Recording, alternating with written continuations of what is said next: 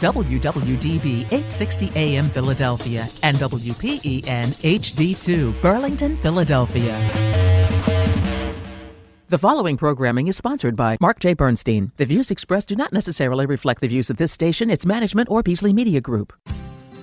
Entrepreneur, founder, author, and financial advisor, Mark Bernstein helps high-performing business owners turn their visions into reality. At March Forward, Mark and his partners and associates think out of the box to partner with their clients in regards to their visions for their lives, their businesses, and their legacies. And through his innovative work with the Forward Focus Forums, Mark connects entrepreneurs to resources that help to fuel their success. Founders Forum is a radio show and podcast where entrepreneurs share their journeys, reveal the stories behind their successes, and the lessons they've learned. Join Mark and his guests for a mix of inspiration, valuable insights, and a bit of fun. Now let's dive in. Good morning, America. How are you? This is a unusual for this spring, beautiful day in Philadelphia. It's always sunny here, of course, so it's a sunny day in Philadelphia. According to TV legend, it's always sunny. Anyway, I have in the studio with me today two guests, Susan and Devon, who are mother and daughter in that order. And I'll formally introduce them in a minute, but I have a topic of the day for the two of you, which should be fun. And I was listening to, satellite radio on the way in this morning to a political POTUS, which is a political channel. And I was a host. I don't know if it's a host or a guest. I heard Chris Cuomo. I didn't know he had a show on there, if he does. But anyway, I'd like to listen to politics sometimes. Don't like to talk about them, especially on the show, but like to listen about it. And he was going on about this thing about that it's not words that are bad. It's the intent behind them. So depending on how you use them, all words can be good. And I was thinking about whether I agree with that statement or not. I won't inflict my opinion on the two of you, but is it the words that you use, or is it the context and the intent behind them that matter? And since you two are in a marketing business, or have been and are, I'll start with you, Susan. What do you think about that? Well, I think words are tools, and Right. The more tools you have in your arsenal, the more you can convey your intent. But I also think there's rules, especially on the radio, Right. about things you should and shouldn't say. So Right. One of the things I said to Devon on our way in here was, boy, I hope I can control my potty mouth. Okay. All right. Any words you care to share with us? No, I'm just kidding. That's okay. I really don't think you want to hear them. No, it's My fine. intent is good, though. Your intent, there you go. So the words are important from that perspective. I think 100%, especially in marketing. And you can make something in marketing white when it's black. So, Devon, what do you think? I think that the words are what draw you in, but the intent is what lingers with you. So if you want to have a lasting message, it's how you make people feel. So how they've made you feel when you used a certain word, I think that's what sticks in people's head. And a lot of marketing and sales is so emotional these days, and just your brand is so emotional. So I think personally, I think the intent is so much more important than what you say. It's interesting you say that. People do use words to grab attention. Yes. I recently, in the last 6 months or so, I mentioned I was listening on the way into a song by a songwriter I know in Nashville who I'm friends with her mother, and she's out there trying to make a name. And she had these very gentle folk songs. And she had this really loud rock and roll song, which I have nothing against, but the name of it was BITCH something. And I was like, "Ooh, this is out of character for her." And I realized she was trying to grab the attention because she didn't change as a person, but she was using the word to grab the attention. But people are going to look at her differently now than they would have when she was singing different kinds of songs. So I happen to think I've been doing a lot of work on language, like personal development work, and in a course that I've gone to, I've mentioned it once or twice on the show before, called Create Powerful, and that words are everything, and not just the words you use and how you use them are both very important. So I kind of disagreed with his statement from the beginning. So I wanted to wait to hear what you said first, but that's kind of how I feel about it. So anyway, so I think the words are very important. So having said that, you're in the words business to a large extent, or Susan has been, and Devon is actively in it. So Susan McCrossin is our guest, and her husband Jim founded Boomtown Internet Group in 2004 to help small businesses navigate the internet and grow online. BIG, or BIG, I guess, rapidly evolved into an easy and affordable way for businesses to outsource website design, programming, and digital marketing as technologies improved. Susan finds satisfaction in helping businesses grow, something I can relate to, and instilled that thrill in her daughter, Devon, who now runs BIG. Did you say BIG or BIG? I say big. Our big. tagline is Cool. Grow Big with Boomtown. Oh, yeah, there you go. Makes a lot of sense. You are a marketer. Susan has since retired to a small Pennsylvania farm where she continues to pursue entrepreneurship through a woodworking business with her husband. Maybe we'll get to talk about that for a minute. Devon McCrossin is a partner and owner of now BIG. She has an MBA and undergraduate degree from Penn State, and that was something because I know under some difficult circumstances, I think you did your undergraduate and your business degree at Penn State within a 5-year period, I think, right? Yeah, I got into this great program at Penn State where you get to learn like a technical skill, something in science, and then they layer on the business. After a 3-year undergrad, you do a 2-year master's in business because they realize like these technical people in the workforce don't have the business acumen, but they really need that in order to like move up in the roles. Right. So you get like the foundation and then move on to being a leader. So I did my undergrad in math and my MBA. And I'll finish with that. And she also has certifications in Google Ads, Google Analytics, and Lean Six Sigma, which I know a bit about that. I've done a lot of work with manufacturers, so I know a bit about that. And she's lived and worked across the U.S. and internationally, and currently is based in Phoenixville, Pennsylvania. So welcome, ladies, both of you. Nice to have you here this morning. Thank you. So, Susan, let's start with your story, how you got into the business. And actually, I'm going to start with Devon. I'm just going to ask, because there is entrepreneurship in your family going back before your mother. So you expressed more of that to me than she did. So why don't we start with that, and then we'll go to her story. Yeah, I think my family's very entrepreneurial from when I grew up. You know, my grandfather used to only give us gifts of if we could. Oh, that's true. If we had a Where's she business going with plan in Right. place and we knew what we were going to do with the money that he was going to give us. So it was very contingent on, you know, what are you going to do with this? How are you going to add value? How are you going to learn a skill? Which I think was very entrepreneurial growing up. And like that was, you know, her father. So she lived in that household. Right. He was a professor of economics. I think he instilled a lot of like money management to us. And then my grandfather on my other side was a CEO and lots of entrepreneurial. So isn't this interesting? Because Susan was kind of rolling her eyes. She said, what? What are you talking about? And here you lived it, right? But your perspective, so you brought her into the business, but you didn't realize there's an underpinning to that kind of helped her want to do something like that. I think it goes back to your first question about words and their intent. Right. I figure when I think of entrepreneur, I figure it's somebody who owns a business. But she's saying it in the terms of its entrepreneurial spirit in our family. True. Right. Maybe they weren't entrepreneurs themselves, but your father apparently really encouraged entrepreneurship in that, right? And you can be an entrepreneur. I think without owning a business, I see people that start nonprofits as an example, or I see people, there are a lot of people within companies and we have clients, we always say we work with entrepreneurial people, but there are people that work for companies that are very entrepreneurial, that are building their little fiefdoms within these companies and things like that. So you can find entrepreneurship in a lot of places. And a lot of people today have side hustles as entrepreneurs too. So you never know where you're going to find it. So anyway, let's talk now, Susan, about how the business began. Do you want to tell us your version of that story? Yeah, and then I'll hear Devon's, because she lived it too.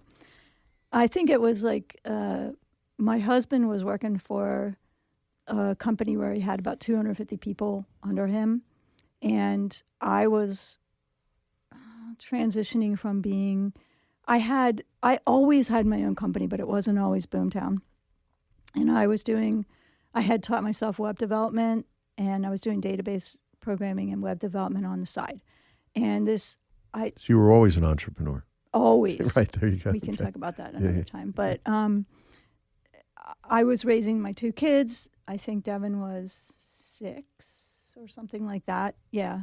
And Jim lost his job, and I knew that because he was had so much responsibility that he was always going to start losing his job. Mm-hmm. So I wanted to have something more solid for us, and I saw an ad in the paper for PennTap, which is Pennsylvania Technical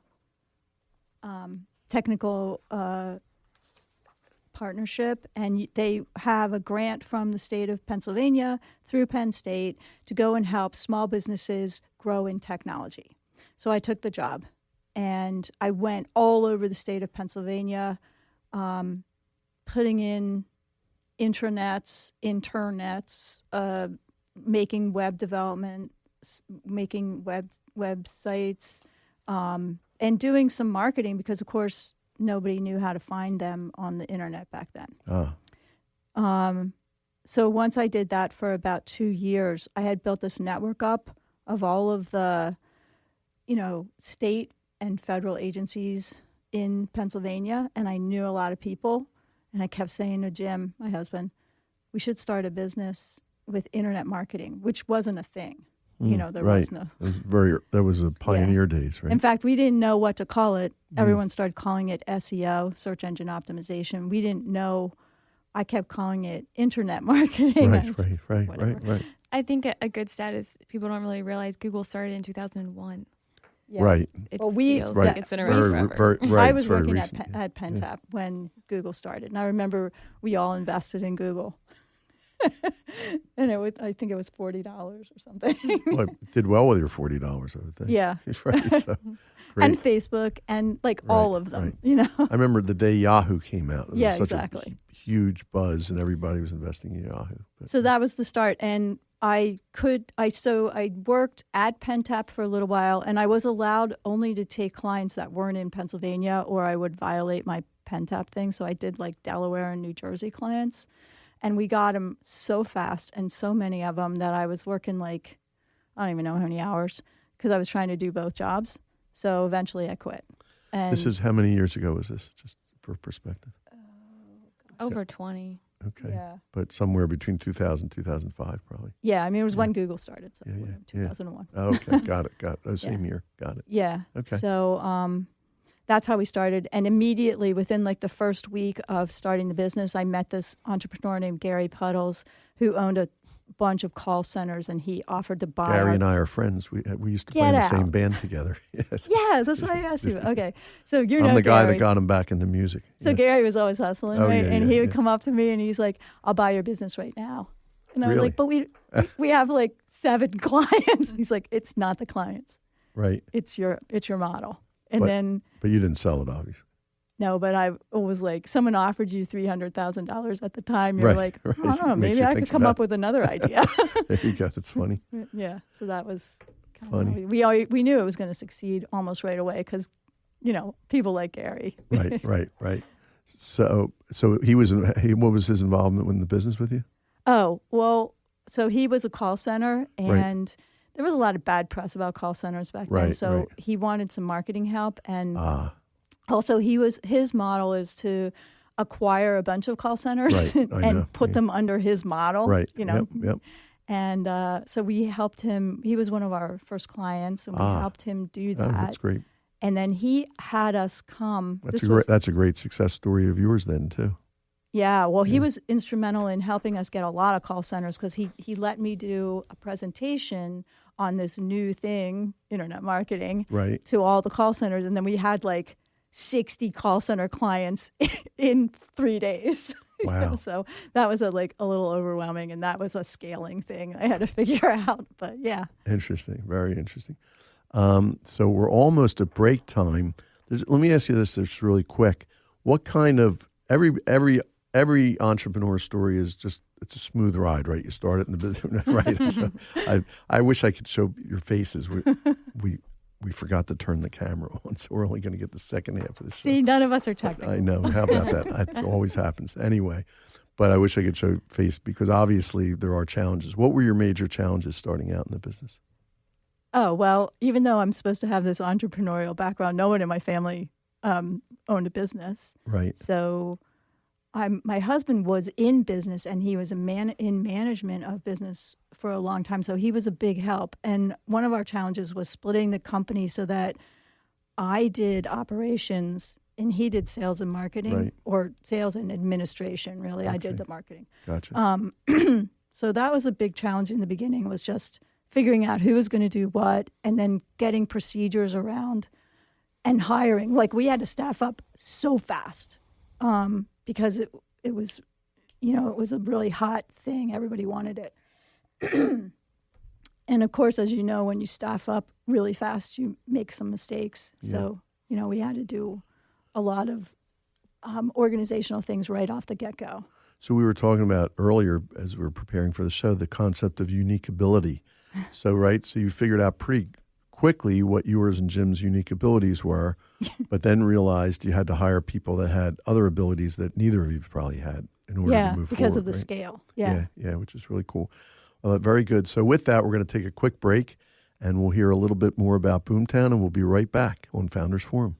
Looking to grow your business online? Boomtown Internet Group helps local and national brands stand out with custom website design, digital marketing, and high-performing advertising campaigns. We don't do cookie cutter. Every strategy is tailored to your goals, whether that's more leads, more sales, or better visibility in social media and AI. From SEO and Google Ads to fully custom websites that convert, Boomtown is your partner for real, measurable results. If you're ready to turn clicks into customers, visit boomtownig.com today or call 888-454-3330 to get started. Grow big with Boomtown.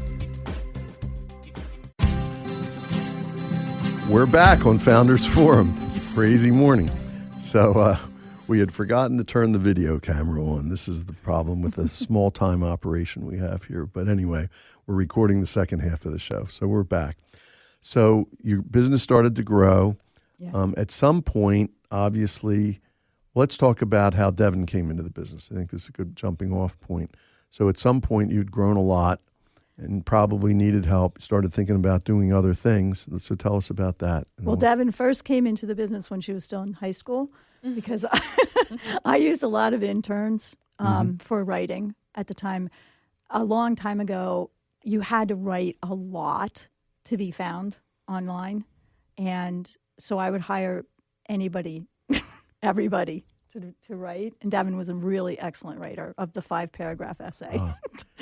By the way, your other daughter worked in the business, or works in business too. Right? I hired her first, and then Devon, and all through every summer. And a lot of their friends, and I was at Penn Tap, so I knew all these Penn State students. So I had English majors from Penn State, programmers from Penn State. They were all interns. Gotcha. So that's how Devon started in with the business.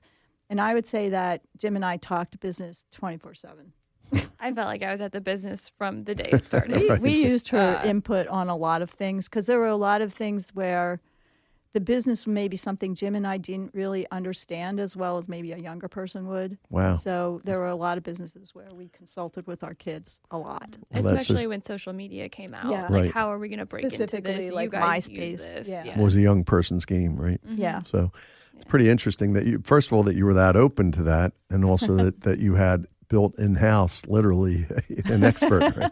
And then when Devon first, decided that she wanted to become part of Boomtown, that was never my intent, was to have somebody, like, I'm building this business for you. That was not my intent.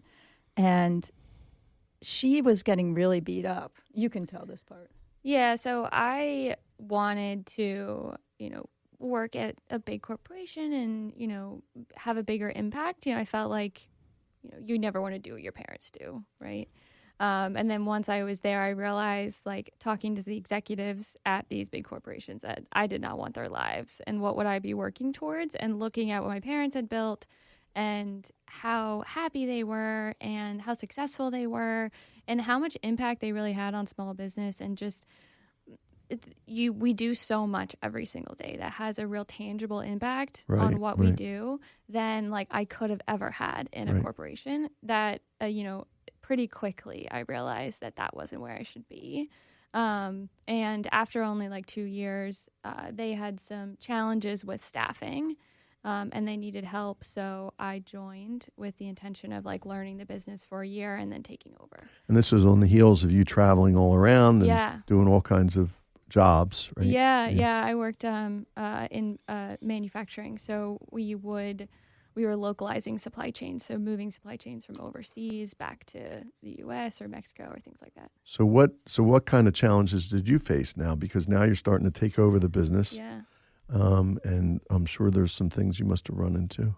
Yeah, so I didn't really have a background as much as I knew SEO from working with, in the business for a while. I didn't have a marketing background. I didn't do marketing in school. So really getting up to speed on that and gaining the trust of the clients was the number one thing. So we always knew once I joined the transition would happen. So I got put into a position to build relationships with our, partners, our referral partners, our biggest clients right off the bat. So that way when the transition occurred, it didn't feel like, one person was leaving and one person was coming in. It was very seamless. That was a big hurdle to, in 1 year, learn the expertise and talk like I knew what I was doing. Right. But that she had built for 15 to 20 years, her whole life, But I kept telling her the technology changes so much. So one of her first clients was a big, giant social media contract for, am I allowed to say the name of the company? Well, whatever. It was a company that does like spandex outfits and it was a clothing company. Ballerina and dancing stuff. And I was feeling a little terrified because it was all social media.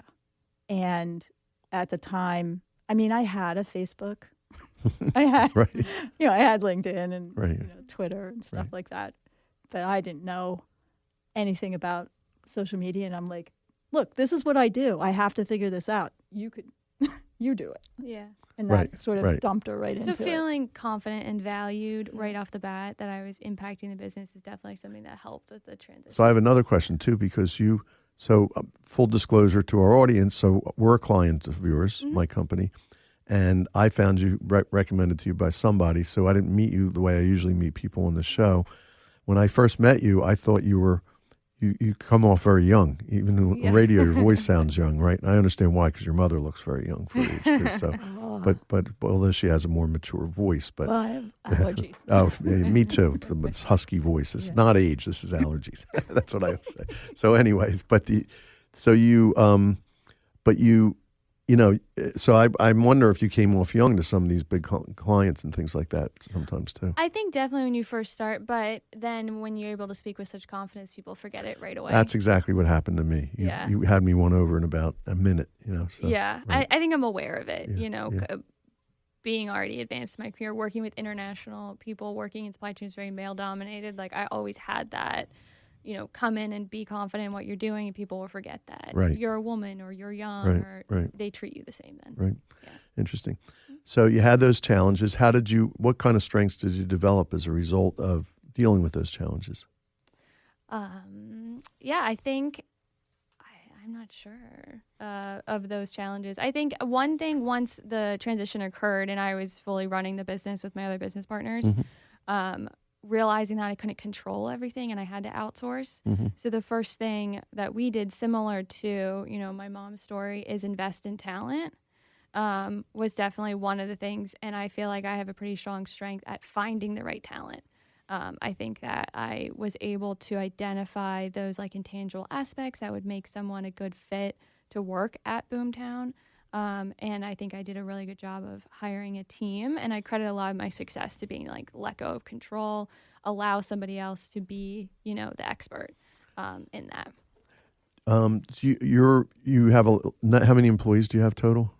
Well, we have about 25 around the world. Right, and employees, and you also have contractors. Yeah, including those. Got it. all over the world, which is the model these days, I think. Yes. Yeah, right. So let me ask you this. We don't have that much more time, but if this were 3 years from today, so it's May of 2029, and we're looking back on the last 3 years, Devon, what would have to happen in terms of your vision for the company and or your life, if you want to mention that, for you to feel that was a successful 3-year period in your life? I think when they named and branded Boomtown, it was always Boomtown Internet Group. So I'm really excited to bring group into what we're doing. Mm-hmm. So I want to, get out of the day-to-day of operations here and be able to pursue like new business ventures, maybe acquisition, but specifically software development. I love to get into product rather than service. So there will be other companies under the group. Yes, yeah. To kind of build out what the ultimate vision originally, even if I'm stemming off of what my parents originally wanted it for. I think it'd just be a great model to roll in a product to the service side. So what is that ultimate vision? What's the mission behind that? I don't know. I like to be the Boomtown group that we can be, build up all these sub businesses that work off of each other, feed each other, so that way we don't have to go out, we're kind of in it. So you're providing what to the world at that point? I mean, there's more you want to provide. Yeah. So it's product and service. Yeah. In terms of helping your clients do what? Grow. Yeah. Right. Okay. Yeah. So more support services and products to help your clients grow bigger and better. Yes. Okay. Yeah. Maybe I should do your marketing for you. I know, right? No, I'm kidding. So very good. So I have some questions for you. You're both readers, I understand, right? Yeah. Susan, what are you reading these days? I think you have something Right now I'm reading Dr. Benjamin Hardy's book on the science of scaling a company. And it's really interesting because it's not just for businesses, it's for anybody who wants to achieve a big dream. And it's a total mindset or mind paradigm of changing being comfortable to being extraordinary and how you do that. And he starts out with JFK's space initiative and how he achieved that, which was not on anyone's radar. Right. First of all, thank you for that, because I'm right in the process of scaling our company. Yeah. And I've read Benjamin Hardy along with Dan Sullivan, 10x is easier than 10x is easier than 2x, and he's brilliant. So, but I didn't know about this book, so I'm going to pick that up. So thank you. Yeah, how about you, Devon? What do you read? So we're doing. We've got a half a minute, by the way. Oh, we're doing a classics book club. So we're trying to educate ourselves and spark discussion. So we're reading, literature that was very forward thinking about, technology, and even in the 1960s, what people thought today would be like. So your whole book group is built around that theme? Yeah. Oh, that's pretty cool. I've never heard that thematic of a book club. That's pretty cool. That's what we're interested in. Well, it's time for us to wrap up. So I thank you both for being here. It's been a great conversation. It's a great intergenerational story of a company that is booming, looking towards the future. I thank you all for listening today to Founders Forum, and we'll see you again next week.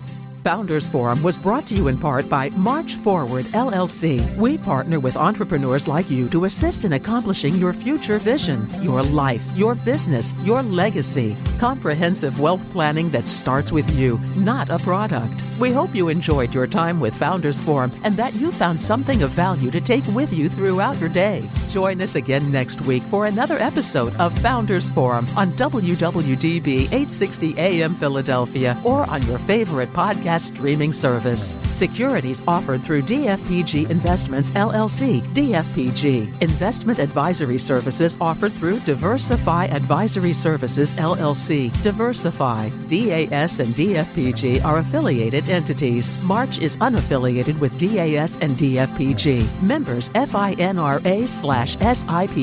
The information provided in this podcast is for informational and educational purposes only and should not be interpreted as investment advice. The views expressed are those of the host and guests and do not necessarily reflect the views of Diversify or DFPG.